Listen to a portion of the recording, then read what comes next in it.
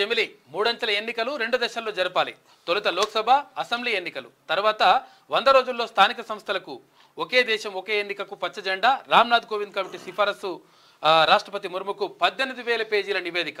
Hung ఏర్పడిన అవిశ్వాసం నెగ్గిన లోక్సభకు మళ్లీ ఎన్నికలు. సర్కార్ పదవీ కాలం ఆ టర్మ్ ముగిసేదాకే. అసెంబ్లీలు మధ్యలో రద్దయి ఎన్నికలు వస్తే వాటి గడువు లోక్సభ టర్మ్ పూర్తయ్యేదాకే. ఇందుకోసం రాజ్యాంగాన్ని సవరించాలి. దేశమంతా ఒకే ఓటర్ల జాబితా, ఐడి కార్డు ఉండాలి.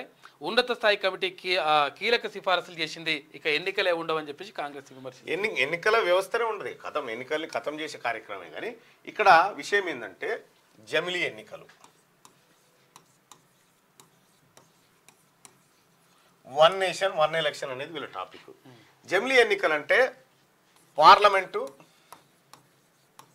అసెంబ్లీ ప్లస్ అసెంబ్లీ, ఆ తర్వాత 100 రోజుల లోపల మళ్ళీ వీటికి ఒకేసారి ఎన్నికలు నిర్వహించడం.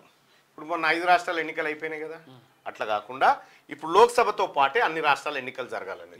ఒకవేళ ప్రభుత్వం కూలిపోయింది అనుకో, రాష్ట్రంలో ప్రభుత్వం కూలిపోయింది అనుకో, కూలిపోతే ఎట్లా?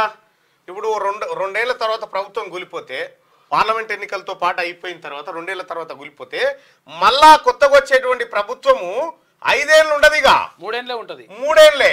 అవి పార్లమెంట్ ఎన్నికలు ఎప్పుడు జరిగితే అప్పటి వరకు దాని వ్యాలిడిటీగా. అంతే. దీనికోసం రాజ్యాంగ సవరణ చేయాలని చెప్తా ఉన్నారు. తద్వారా ఏం జరుగుతుందంటే ఇక ఎన్నికలు ఏముండయా, అధ్యక్ష తరహా ప్రభుత్వం గంతే. నరేంద్ర మోడీ సూపర్ పవర్గా ఏం లేదు, ఎన్నికల్లో డబ్బీసులో వేస్తే ఇసిరిపోతే పోయిరు గింతే. ఇక దీని అసలు కథ మర్మం గిది. ఇక ఆ ఎన్నికలు పోతే మన తాను ఏమి ఉండదు అన్నా, రాకపోతేవి పంచేటోడు ఉండడు, పోసేటోడు ఉండడు, ఇచ్చేటోడు ఉండడు, ఏమి లేదు 5 ఏళ్ళ దాకా. 5 ఏళ్ళ దాకా. ఇక 5 ఏళ్ళ నాడు కూడా అట్లే ఉండదు.